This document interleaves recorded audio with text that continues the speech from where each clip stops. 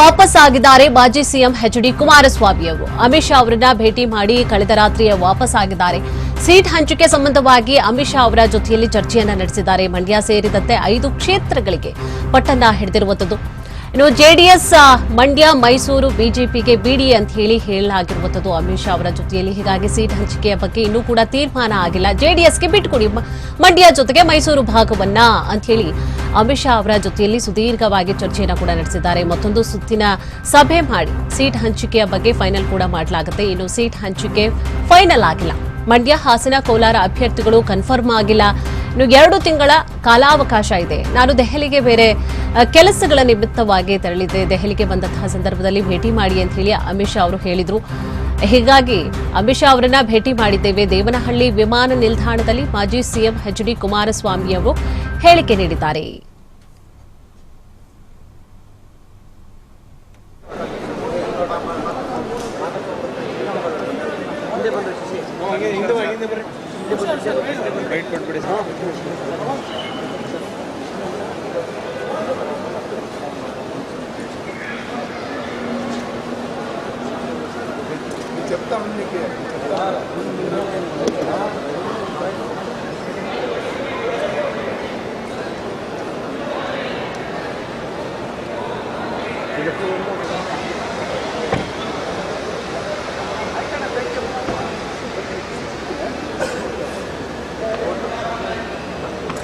ಪ್ರಥಮವಾಗಿ ನಮ್ಮ ರಾಜ್ಯದ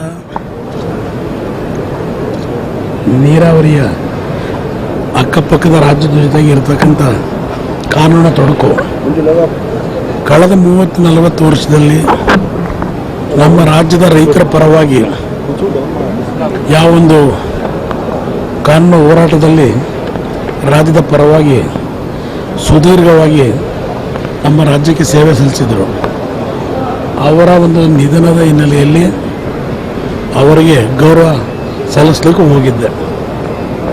ಅದರ ಜೊತೆಯಲ್ಲಿ ಕೇಂದ್ರದ ಗೃಹ ಸಚಿವರು ದೆಹಲಿಗೆ ಬಂದರೆ ಭೇಟಿ ಮಾಡಬೇಕು ಅಂತಕ್ಕಂಥ ಅವರ ಒಂದು ಆಹ್ವಾನ ಏನಿದೆ ಅದರ ಮೇಲೆ ಭೇಟಿ ಮಾಡಿದ್ದೇನೆ.